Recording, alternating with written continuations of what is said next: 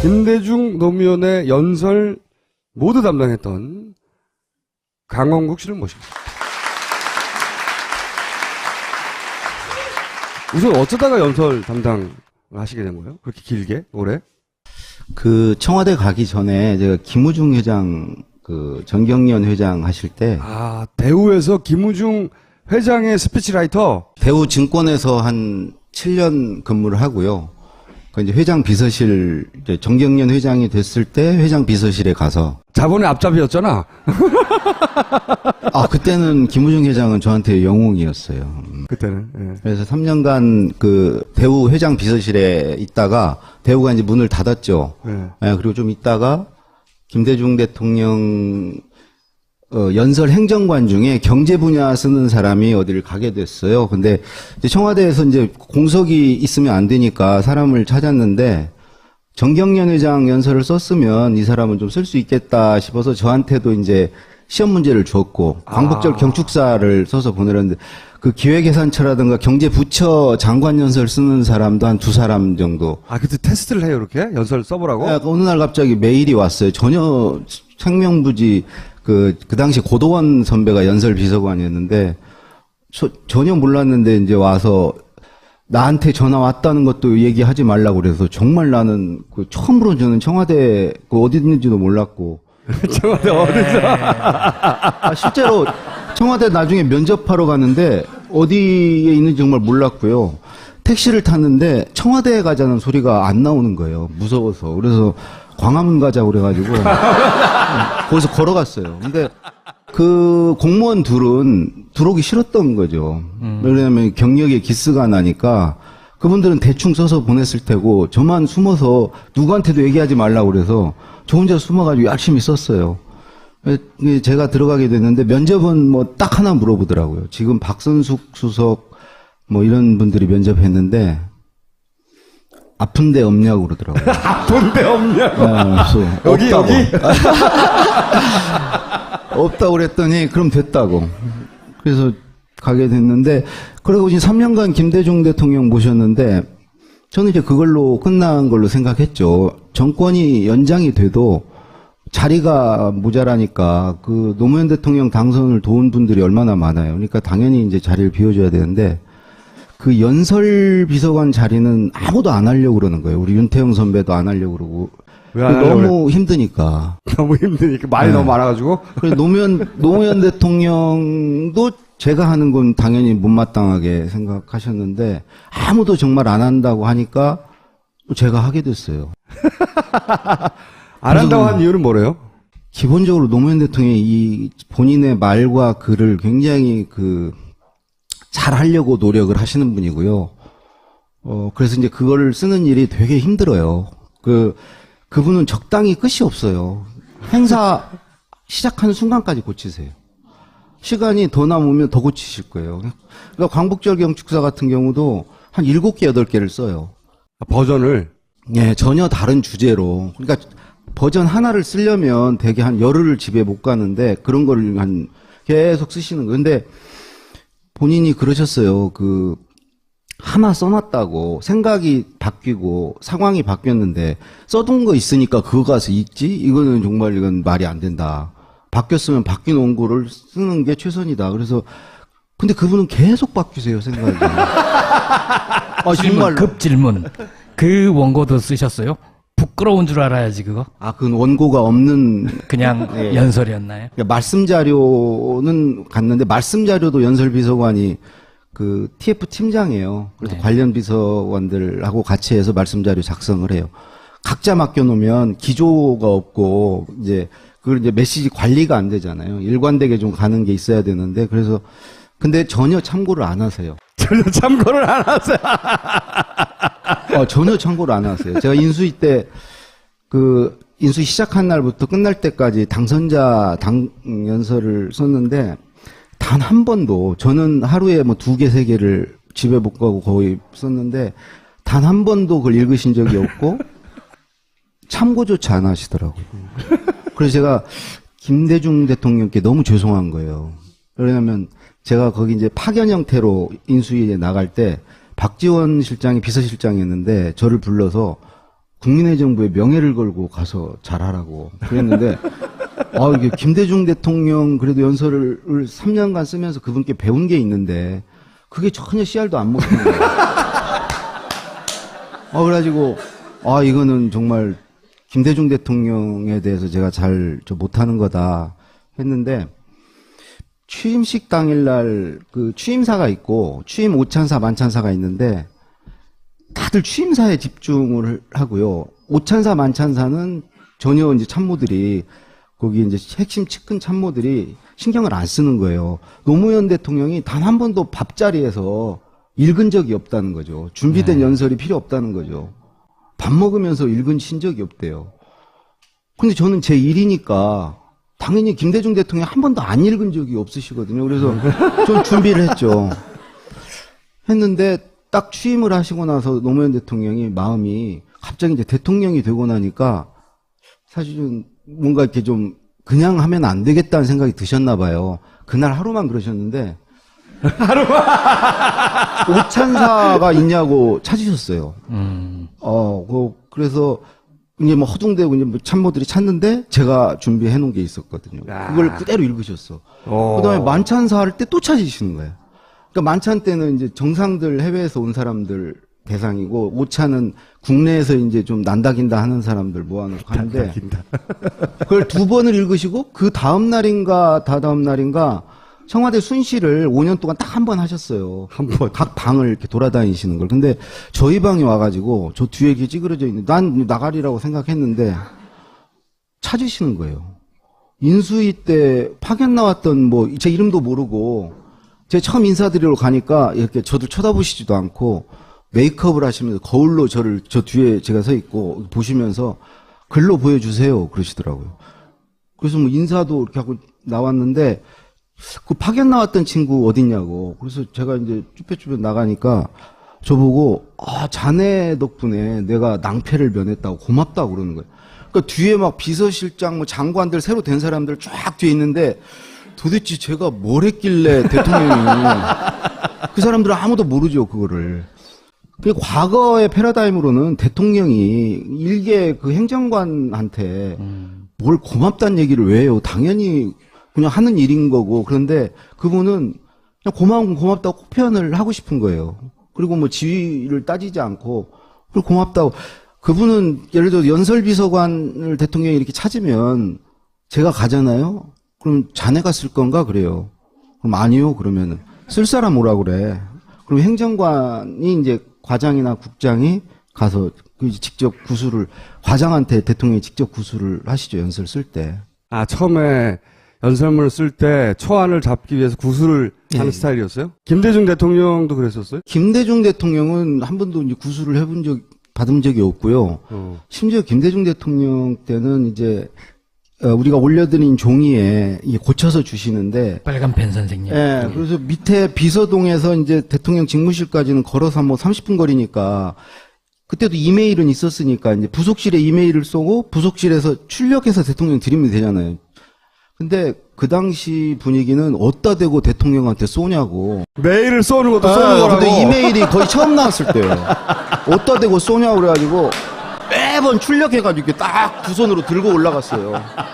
그리고 대통령이 이렇게 고쳐주신 거를 글자를 못 알아봐도, 그분 옥중서신 보면 깨알같이 국한문 혼용체예요. 한자도 막 약자로 쓰셔서 정말 무슨 말인지 모르는 경우 있거든요. 그것도 누군가가 올라가서 비서실장도 가서 이거 뭐라고 쓰신 거예요? 이거 못 물어봤어요. 그럼 그럴 때 어떻게 해요? 오랫동안 모신 사람을 다 불러가지고 그럼 부속실도 오고 다 와가지고 이 암호는 뭐냐? 해독을 하는 거예요. 해독. 근데 그게 이제 한번 걸르는 과정이에요. 그럼 낭독본을 해서 올려드리거든요. 그러면 이제 그걸 대통령께서 이제 본인이 낭독하실 때 바로잡을 기회가 있으니까 그걸 못 물어봤어요. 근데 노무현 대통령은 모든 것을 다 구술하실 수가 없죠. 시간이 없으니까. 그래서 중요한 건 꼭 부르셨어요. 그래서 구술하시고 초안을 써서 이지원으로 이렇게 올려드리면 그걸 또 직접 이지원상에서 고치시거나 아니면 도저히 이렇게 고칠 수준이 아니면 부르셨어요 또. 그래서 이제 또 올라가서 하고, 어떤 경우는 이렇게 올리면 군더더기가 많습니다 그래요. 댓글로. 그러면은 그 군더더기를 되게 싫어하셨거든요. 그럼 이제 빼고 또 올리면 아직도 있습니다. 그래요. 그럼 대통령이 있다니까 무조건 빼야잖아요. 계속 빼는 거예요. 그분은 이렇게 남들이 다 하는 얘기, 뭐 일반론, 뭐 이런 얘기하고 뭐 인용하고 이런 거 되게 싫어하셨어요. 내 얘기도 하기 바쁜데 내가 반부패 국제회의 연설 때 부패란 뭐 나쁜 거고 막 이런 말 썼다가 진짜 잘리는 줄 알았어요. 그때 첫 회인데 진짜 화를 내셨어요. 부패가 당연히 나쁘지. 아, 그리고 반부패 국제회의가 서울에서 개최되는데 그 전문가들이 다 오는데 거기가 되고 뭐 부패가 나쁘고 뭐 이런 소리를 왜 하냐고. 내가 뭘 어떻게 할지를 얘기를 해야지. 내가 어떤 생각을 갖고 있고. 근데 이제 그때만 해도 이제 그런 구술을 안 받고 이제 했는데 그 뒤로 애들이 이제 잘 모르는구나 생각을 하시니까 지시를 하기를 저한테 자네는 내가 하는 소리를 항상 녹음을 들으라고. 그래서 아침, 근데 하루 종일 얘기를 하시는 거예요. 아니, 식전, 아니, 5시 반쯤 일어나시거든요? 5시 반에 일어나시면 식전에 벌써 회의를 한두 건 하세요. 계속 말씀하시고 또 밥 먹으면서 계속 말씀하시고. 주무시기 전까지 계속, 근데 그거를 다 들으라고 그러니까 저는 연설을 쓸 수는 없고 이제 하루 종일 듣고 있는 거죠. 왜 그러냐면 그걸 듣지 않으면 그분은 계속 생각이 발전하시는 분이라 어제 하신 말씀을 가지고 내가 쓰면 이미 관심사가 다른 쪽으로 넘어가 있는데 그걸 가지고 쓰면 대통령이 안 받아주시잖아요. 그러니까 실시간으로 계속 쫓아가야 되는 거죠. 그러니까 김대중 대통령은 정말 그 생각의 관역이 너무 멀어가지고 제가 맞추기가 어려웠는데 노무현 대통령은 관역이 굉장히 가까웠어요. 근데 막 움직여요, 관역이. 그래서 그걸 따라가기가 훨씬 힘들었어요. 따라가지 말고 미리 앞서서 가 있으면 되잖아. 제가 이제 두 분을 모실 수 있었던 건요. 저는 뭐 독서량도 부족하고 글도 좀 겸손의 소리가 아니고 정말 그래요. 근데 유시민 선배 같은 분은 절대 못 모셔요. 우리나라에서 그 두 대통령은 근데 두 대통령 아닌 다른 대통령은 유시민 선배 같은 분이 모셔야 돼요. 왜 그러냐면 없는 걸 만들어 드려야 되니까 글도 잘 쓰고 생각도 있고 그런 사람이 모셔야 돼요. 그리고 실제로 김영삼 대통령 때까지는 다 그런 사람이 썼어요. 연설 비서관이 못 썼어요. 공보 수석이 썼어요. 그랬죠. 왜 그러냐면 밑에서는 그거를 이렇게 할 수 있는 역량이 안 되는 거예요.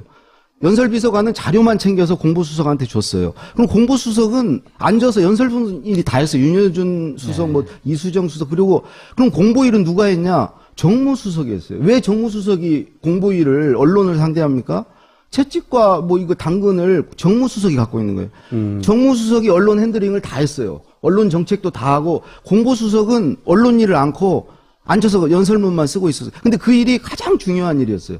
공보수석 밑에 비서관들이 1비서관, 2비서관 있었는데 그 비서관들이 분야를 나눠가지고 그걸 서포트 해주는 일이 가장 중요했어요. 연설이 왜 그렇게 중요한 겁니까? 그 당시만 해도요, 와이스 때까지만 해도 중요한 자기가 발표할 거리들이 있으면 그 계기를 딱 정해가지고 그때 딱딱 발표를 하고 뭐 연설을 통해서 국정을 완벽하게 운영했죠.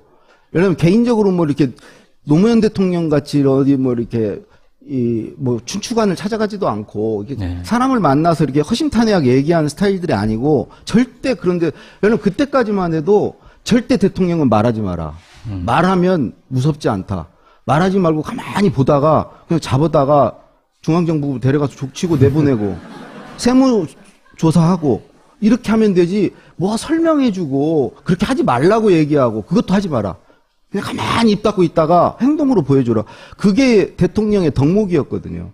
그러니까 말은 연설을 통해서만 딱 정색을 하고 딱 얘기하고 그런 식으로 운영이 됐기 때문에 그게 이제 김대중 대통령 때 와서는 왜 공보수석이 그거를 하고 저기 연설문을 쓰고 앉아 있냐고. 연설 비서관이 써야지.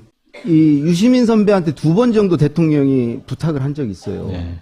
사전에 5.18 연설하고 4.19 연설 2번을 그것도 노무현 대통령이 굉장히 그 시스템을 중시하는 분이에요. 아주 시스템을 중시하는 분이에요. 그래서 그런 지시를 할 때도 부속실이 안 해요. 연설비서관한테 연락을 해요. 그래서 유시민 장관한테 그걸 받아와라. 한번 써보라 그래라. 왜 그러냐면 부속실에서 직접 해버리면 연설비서관이 붕 뜨잖아요.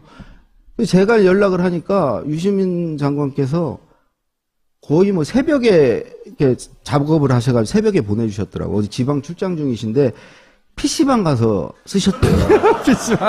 밤을 꼴딱대고 쓰셔서 보내셨더라고요. 근데, 정말 잘 쓰셨어요. 그래서. 그거는 문제 없나요? 대통령의 연설이 될 것을 PC방에서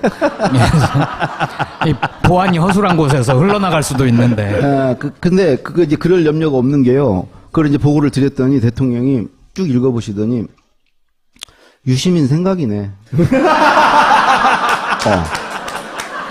됐다 그러시더라고요. 아니 뭐 한 줄이라도 이거는 좀 넣어라. 이거 참 참신하다. 이 말은 괜찮다. 이런 게 한 줄도 없고 단어 하나도 채택을 안 하시고 됐다 그러죠. 그것도 두 번씩이나.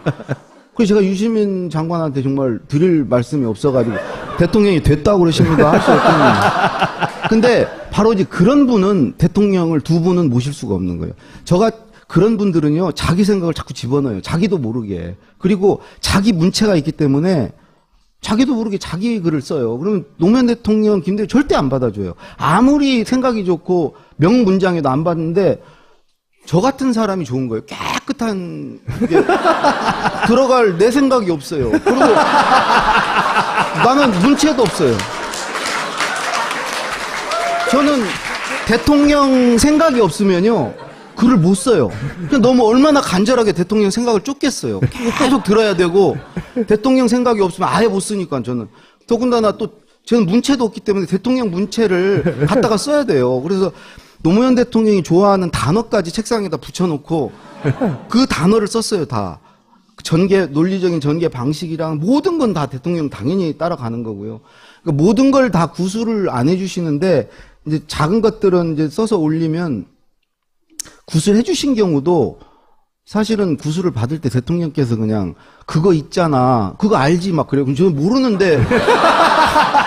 아니, 정말 몰라요. 근데 대통령은 막 그거 있잖아. 그거 알지? 막 그러셨는데 저는 막 받아 적을 때 물음표만 계속 말을 여쭤보지는 못하죠, 저도. 그게 뭔데요? 그러면. 대통령은요, 노무현 대통령은 이렇게 말할 때 끊는 걸 되게 싫어하셨어요. 왜 그러냐면 말을 해야 생각이 난다고 그러셨어요.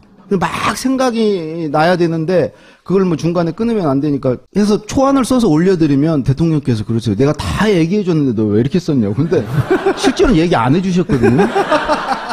녹음기를 틀 수도 없고 이제 그런 과정을 계속 거쳐서 이제 노무현 대통령은 뭐 그거를 계속 부르세요. 부르시면 가면 제가 이제 이지원으로 올려드린 걸 제가 한번 출력을 해서 대통령 자리에 이렇게 놓으면 대통령이 이제 뒤에 입장하시잖아요. 제가 한 번은 저도 모르게 이렇게 입이 나와 있었나 봐요. 근데 대통령이 부르시면 그때부터 이제 한 며칠 집에 못 가니까. 근데 그것도 꼭 비서실장이나 이런 분이 배석을 하면요. 구술을 다 끝나거나 대통령이 물어봐요. 언제쯤 볼 수 있어요? 그러면 꼭 그 비서실장이 톡 나서가지고 내일 아침에 보여드리겠습니다. 자기가 쓸 것도 아니면서 내일 아침에. 그러면 노무현 대통령 꼭 그러셨어요. 그렇게 안 됩니다. 그렇게 되는 거 아닙니다. 방비서관 언제 가능해요? 그러면 뭐 3일 정도 모르면 알았어 그렇게 하라고. 그런데 제가 한 2가지 사례를 좀 들면 제가 이제 그분 모시면서 안 되는 능력으로 그걸 하려니까 과민성 대장 증세로 이렇게 대통령 앞에 가서 구술을 받으면요 이게 좀 길어지겠다 싶으면 배가 아픈 거예요. 그래서 이 자리를 피할 수 없다. 중간에 일어설 수 없다는 게 막 스트레스가 와서 배가 아파요. 근데 사실 2번 제가 일어섰어요. 대통령의 화장실, 그러면 저 화장실 간 동안 계속 기다리시는 거예요. 다른 대통령 같았으면 엄청 화나셨을 거예요. 그런 경우, 한 번은 내일이 국회 연설인데 하루 전날 10시에 저를 부르셨어요. 관저로. 그날 연설이 마무리됐었거든요. 저녁 먹으면서 끝냈는데 저녁 쉬고 주무시러 가셨다가 새로운 생각이 나셨나 봐요. 자다가 일어나서. 아니, 연설이 그게 50분짜리예요, 국회 연설은. 근데 다시 부르신 거예요. 그래서 올라갔더니 그분은 꼭 뭘 말을 하거나 쓰는 걸 앞두고 약간 이렇게 업되세요. 왜 그러시냐면 그분은 평소에 준비된 게 많아가지고 이걸 쓸까 저걸 쓸까 막 이런 걸 되게 재밌어 하세요. 이렇게 쓰면은 반응이 어떻게 나오고, 그러니까 글 쓰고 말하는 걸 되게 좋아하세요. 근데 관저 가서 이제 혼자 깜깜한 데 기다리고 있는데 대통령이 저쪽에서 막 노래를 부르시면서 오시는 거예요. 근데 혼난 때는 대통령이 딱 부르셔가지고 화를 확 내시더라고요. 너 어디 기분 너한테 내가 무서워서 말하겠냐고. 대통령이 좀 찾으면 너 무슨 말씀을 하실까 그런 기대와 호기심을 가지고 그런 눈빛으로 나를 기다려야지 내가 말을 하지. 그리고 인상 쓰고 앉아있으면 내가 무서워서 너한테 어떻게 말을. 근데 그분은 그런 얘기 다 하세요, 그냥. 아주 뒤끝이 전혀 없으세요. 막 혼내실 때는 제가 3번 그만두라는 소리 들었거든요. 당장 그만두라고 그러면서 너 지금 하기 싫으면 그만두라고. 사보타지 하냐고. 뭐 이런데 다음 날은 아무 적 없어. 그래서 저는 항상 혼날 때마다 정말 계속 내일은 내일에 태양이 뜨겠지. 그 생각을. 근데 3번은 진짜 심하게 혼내셔서 그 생각을 하니까 마음이 편하더라고요. 뭐냐면 언젠가는 이분과 헤어지겠지. 정말 마음이.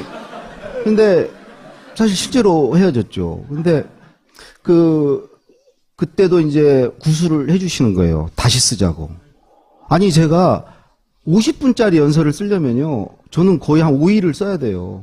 근데 구술을 해주시고 내려와서 제가 하고 있는데 제 다리에 힘이 풀려가지고 이건 정말 대형 사고다 하고 있는데 2시 반인가 전화를 하셨어요. 새벽에. 네. 안 주무시고 기다린 거야. 틀림없이 못 쓴다는 걸 알기 때문에. 어디까지 됐노? 그러시더라고요. 너 얼마나 얄미운지. 그걸 몰라서 물어보세요. 이렇게 하려다가 됐다, 고생했다, 막. 나한테 보내주고 자라. 고생했다 그러시더라고요. 그럼 몇 시까지 주면 되노? 그래서 5시까지라고 그랬더니 알았다. 5시 딱 앉아 기다리는데 전화를 하셨어요. 하나 보냈으니까 마무리는 자네가 하소. 나도 좀 눈 좀 붙이고 가야지. 그러시더니 아니 지금 나보고 마무리를 지금 아니 그래서 제가 그걸 이제 첨부 이지원 걸 봤더니 제목이 노무현입니다 이렇게 돼 있어요. 그래서 이제 첨부 문서 연설문을 열어보니까 밑을 막 내려가 봤어요. 그게 막 10몇 장 막 내려가 봤더니 감사합니다까지 다 쓴 거예요. 끝까지 다 쓰셨어. 그래서 제가 그때 느꼈어요. 그전에는 되게 야속하다. 나도 노력하는데 왜 이렇게 혼내기만 하실까. 근데 그때 쓰신 실력을 제가 보고, 그 다음에 독도는 우리 땅입니다라고 시작하는 연설문이 있어요. 그거 본인이 일필휘지 하신 거거든요. 근데 그번 2번을 내가 보고, 야, 이 정도 쓰시는 분이 시간이 없어서 나 같은 이제 수족을 하나 부리는데, 이게 머리하고 손이 따로 노니까, 이거 얼마나 힘들겠어요. 시간 구술해주면 엉뚱한 거 써오지. 얘를 가리키면서 하려니까 5년 내내 저는 계속 지금 생각해보면 완벽하게 그분한테 개인 교습을 받은 거예요. 글쓰기를 배운 거죠. 근데 이제 그때 그런 생각이, 그분의 실력을 한번 보고 나서, 내가 그동안 이분을 모신 게 아니고 이분한테 배웠구나. 나를 많이 혼낸 건 정말 많이 가르쳐 주신 거구나. 이런 생각이 들면서, 그다음부터는 이게, 그렇게 혼나는 게 별로 힘들지 않았던 것 같아요. 밤새 들어도 재밌을 거는 같은데. 그러니까 말이야. 최순실 얘기까지 가지도 못하고. 원래 우리가 모신 목적이 있잖아요. 무슨 얘기를 듣겠다고. 그런데 이제 그런 경험을 한 사람으로서 최근에 뭐 예를 들어서 이런 거 있잖아. 혼이 비정상이다 막 우주가 돕는다고 하고 뭐 살점을 정확하게 이거 살점이 뜯겨져 나올 정도로 물어 뜯어야 한다. 이게 대통령 연설에 나온 거거든요. 단두대로 쳐야 한다, 막. 규제는 원수다, 막. 이런 워딩들, 이게 뭐야, 씨발. 이런, 북한 용어 아니야? 이런 거 막. 응? 원수를 죽창으로 찌르려고 똑같은 수준이에요, 진짜. 그런 거를 이제 쭉 보셨을 거 아니에요? 방송용 말고 비방용으로 무슨 생각하셨어요? 그런 거 보면서? 저는 하여튼 박근혜 대통령이 화면에 나오면요, 우리 와이프하고 동시에 일어나서 그 리모컨을 찾느라고 정신이 없거든요. 빨리 돌려, 빨리 돌려. 막 정말 이게 그렇게 막 마음이 급하면은 리모컨이 잘 안 열려요. 그래서 5초 이상 그분의 얼굴을 본 적이 없어요. 방송에서. 그렇기 때문에 그분이 무슨 말을 하고 사실 전혀 모르는데 이런 생각은 했어요. 그분이 이제 다 읽으시잖아요. 심지어 국무회의 발언도 읽으시잖아요. 그럼 말이 사실 안 되는 건데, 어쨌든 회의에서도 읽으시는데, 그렇게 읽는 것과 직접 가끔 이제 원고 없이 이렇게 말을 하는 경우 있잖아요. 그 말을 들어보면 그 글을 쓸 수 없는 사람이에요. 문장이 안 되죠. 결국 글이라는 것은 그 사람의 생각인데 생각이 정리가 돼야 이제 글을 쓸 수 있는데 그렇게 엉켜있는 생각을 가지고는 어떤 면에서는 아예 생각이 없는 게 보이거든요. 제가 그래서 관역 자체가 없다. 그냥 맑고 순수하네요. 순수한 마음이라는 것도 순수한 마음으로 했다는 것도 정말 뇌가 굉장히 순수한 그러니까 굉장히 순백의 뇌를 갖고 그런 마음으로 이게 그런 도움을 청한다는 게 어떤 의미를 갖는지조차 틀림없이 몰랐을 거다. 다른 하나는 그런 걸 해도 되는 걸로 알았을 수 있어요. 왜냐하면 제왕적인 사고를 하면 자기가 못할 게 없잖아요. 아무거나 다 할 수 있잖아요. 그러니까 이제 법 위에 있으면 못할 게 없죠. 저는 둘 중에 하나였다고 생각해요. 그게 어떤 의미를 갖는지를 전혀 몰랐거나. 그러니까 그분도 사실은 피해자예요. 정말 상황이 뭔지를 몰랐어요. 자기는 그렇게 밖에다가 써달라고 그러고 고쳐달라고 그러고 이런 게 이게 무슨 의미를 갖는지조차 몰랐던 것 같고 알았더라도 내가 하는데 무슨 소리야. 내가 대통령이 맘대로 하는 거지.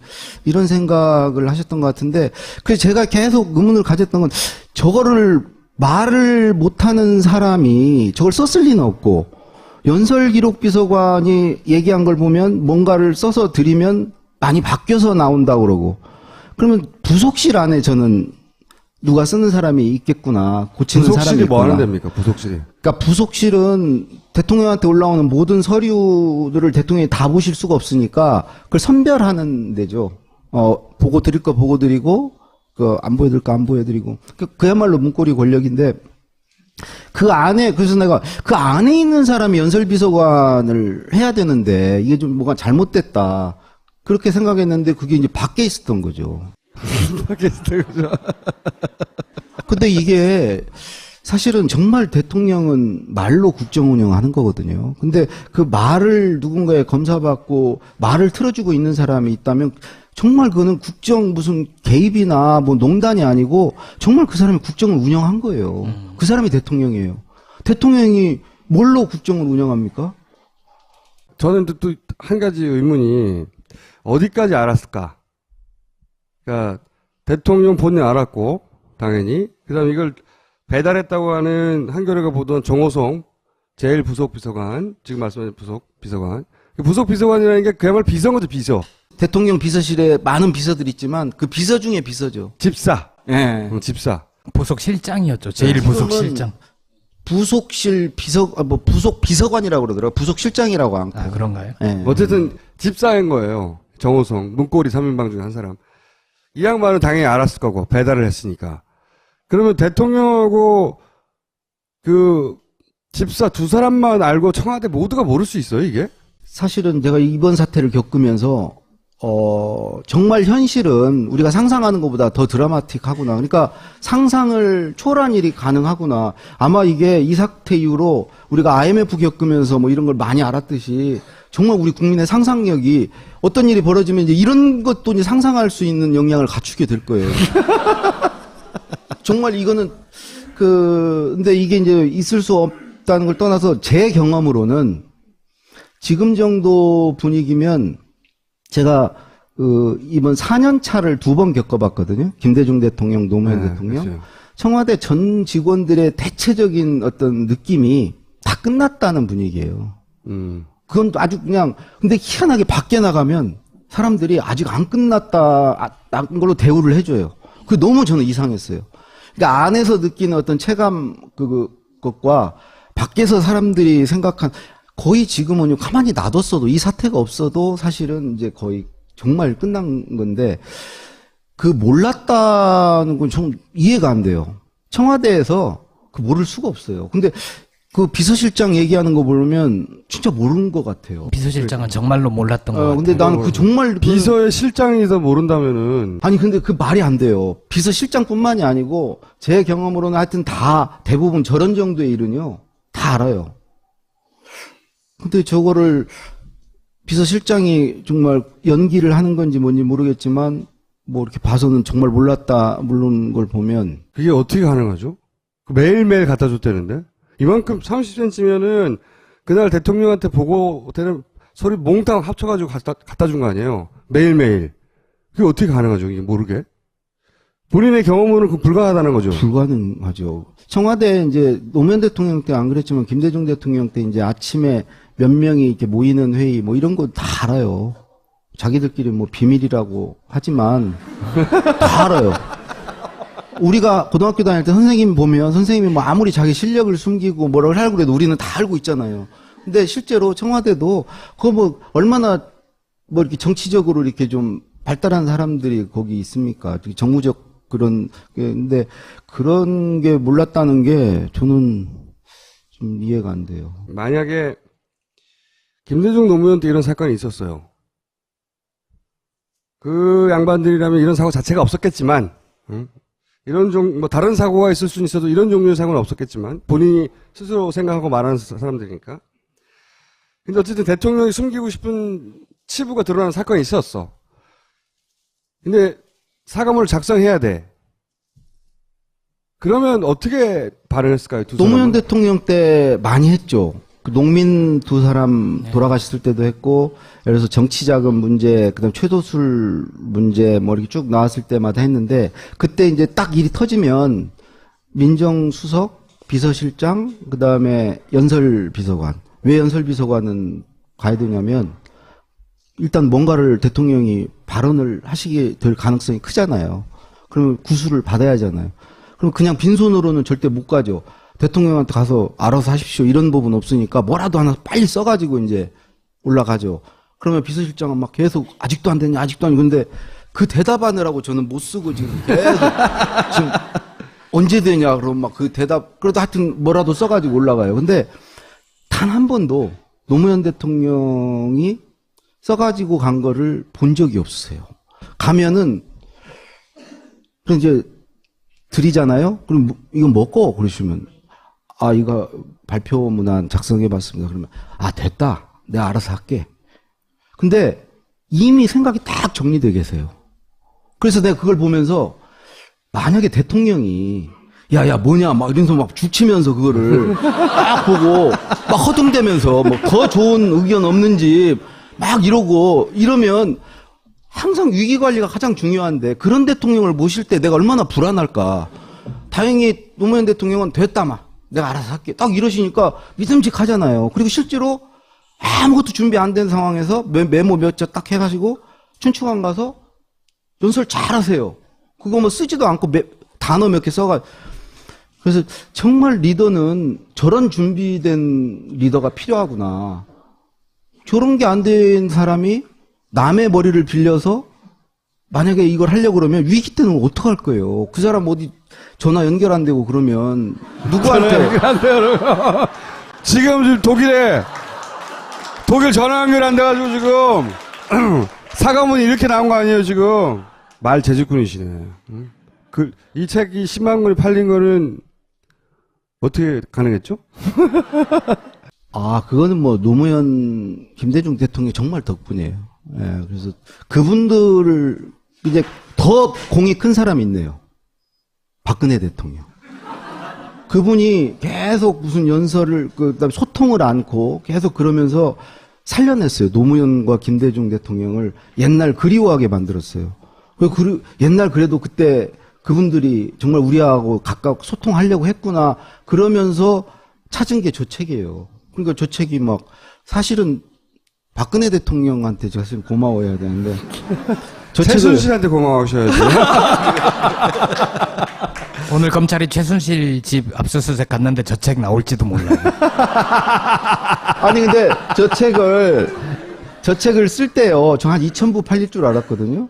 그래서 이제 당당하게 가서 노무현 재단하고 김대중 도서관에 모든 인세를 절반씩 드리겠다고 10원, 1,000원 한 장 내가 안 가져가겠다고 해고 계약금 받은 것을 갖다 드렸어요. 근데 막 책이 막 팔리는 거예요. 아, 근데 정말 한 3만 권 넘어가니까 막 내가 가슴이 떨리는 거예요. 인세를 받지는 않았는데 이게 막 억 단위로 막 가니까 정말 어떡하지 하고 있는데 권 여사님이 이걸 보고를 받으시고 그 노무현 재단 사무총장한테 그 친구 밥벌이가 그건데 왜 그런 걸 냉큼 받냐고. 받은 것도 돌려주라고. 그렇게 얘기를 하셨대요. 그래가지고 사무총장이 저를 불러서 받은 건 돌려줄 수는 없고 지금부터 더 이상 가져오진 말라고. 그냥 마음이 얼마나 다행이라고 생각이 듭니다. 오늘 여기까지 하겠습니다. 감사합니다.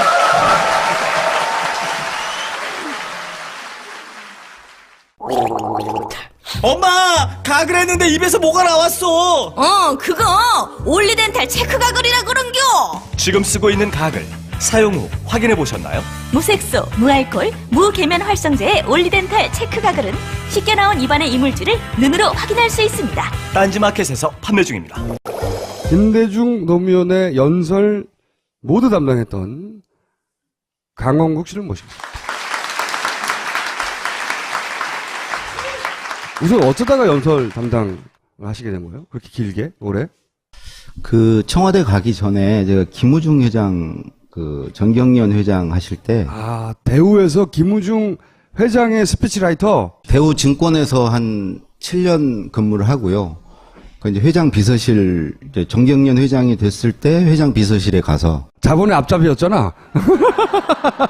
아 그때는 김우중 회장은 저한테 영웅이었어요. 그때는. 예. 그래서 3년간 그 대우 회장 비서실에 있다가 대우가 이제 문을 닫았죠. 네. 예, 그리고 좀 있다가 김대중 대통령 연설 행정관 중에 경제 분야 쓰는 사람이 어디를 가게 됐어요. 근데 이제 청와대에서 이제 공석이 있으면 안 되니까 사람을 찾았는데 정경련 회장 연설을 썼으면 이 사람은 좀 쓸 수 있겠다 싶어서 저한테도 이제 시험 문제를 줬고 광복절 경축사를 써서 보내렸는데 그 기획예산처라든가 경제부처 장관 연설 쓰는 사람도 한 2사람 정도. 아, 그때 테스트를 해요, 이렇게? 연설 써보라고? 네, 어느 날 갑자기 메일이 왔어요. 전혀 생명부지 그 당시 고도원 선배가 연설 비서관이었는데 전혀 몰랐는데 이제 와서 나한테 전화 왔다는 것도 얘기하지 말라고 그래서 정말 나는 그 처음으로 저는 청와대 그 어디 있는지도 몰랐고 청와대 어디서? 아, 실제로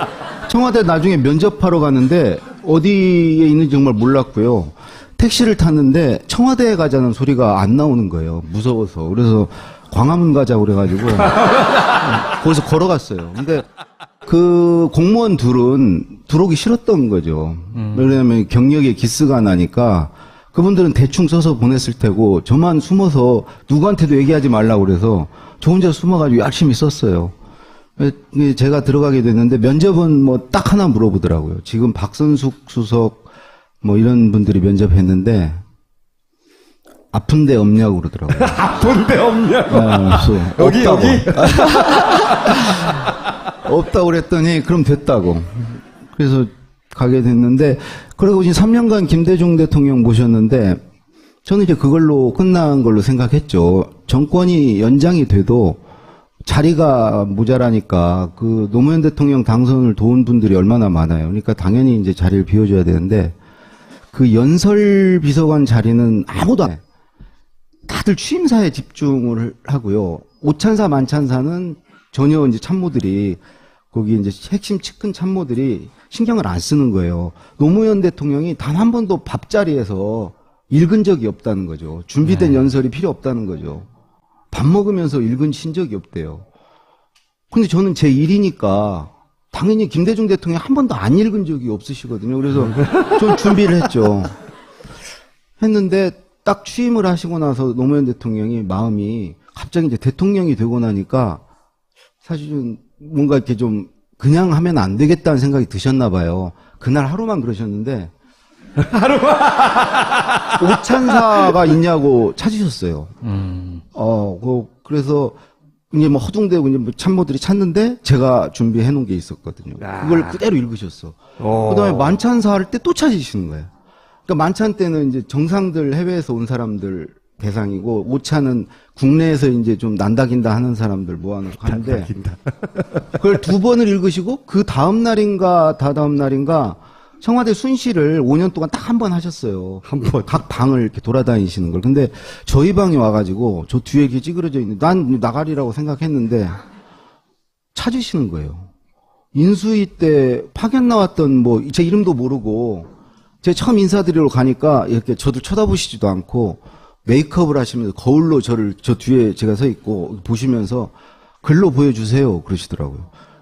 그래서 뭐 인사도 이렇게 하고 나왔는데 그 파견 나왔던 친구 어딨냐고. 그래서 제가 이제 쭈뼛쭈뼛 나가니까 저보고 자네 덕분에 내가 낭패를 면했다고 고맙다고 그러는 거예요.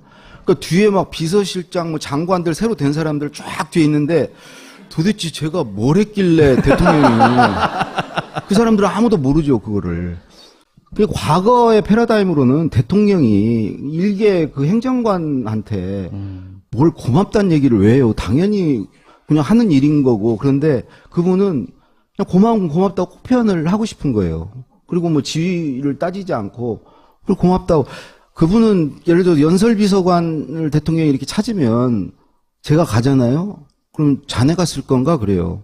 그럼 아니요 그러면은 쓸 사람 오라 그래. 그럼 행정관이 이제 과장이나 국장이 가서 직접 구술을 과장한테 대통령이 직접 구술을 하시죠 연설 쓸 때. 처음에 연설문을 쓸 때 초안을 잡기 위해서 구술을 하는 스타일이었어요? 김대중 대통령도 그랬었어요? 김대중 대통령은 한 번도 이제 구술을 받은 적이 없고요.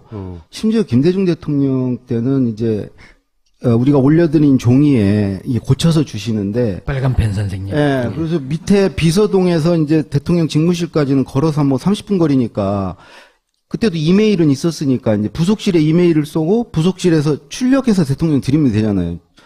근데 그 당시 분위기는 어디다 대고 대통령한테 쏘냐고. 메일을 쏘는 것도 쏘는 거라고. 근데 이메일이 거의 처음 나왔을 때요. 어디다 대고 쏘냐고 그래가지고 매번 출력해가지고 이렇게 딱 두 손으로 들고 올라갔어요. 그리고 대통령이 이렇게 고쳐주신 거를 글자를 못 알아봐도 그분 옥중서신 보면 깨알같이 국한문 혼용체예요. 한자도 막 약자로 쓰셔서 정말 무슨 말인지 모르는 경우 있거든요.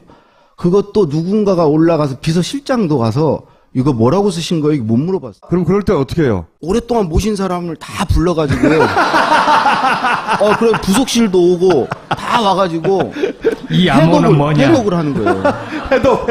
근데 그게 이제 한번 걸르는 과정이 왜 그러면 낭독본을 해서 올려드리거든요. 그러면 이제 그걸 대통령께서 이제 본인이 낭독하실 때 바로잡을 기회가 있으니까 그걸 못 물어봤어요. 근데 노무현 대통령은 모든 것을 다 구술하실 수가 없죠. 시간이 없으니까. 그래서 중요한 건 꼭 부르셨어요. 그래서 구술하시고 초안을 써서 이지원으로 이렇게 올려드리면 그걸 또 직접 이지원상에서 고치시거나 아니면 도저히 이렇게 고칠 수준이 아니면 부르셨어요 또. 그래서 이제 또 올라가서 하고 어떤 경우는 이렇게 올리면 군더더기가 많습니다. 그래요. 댓글로.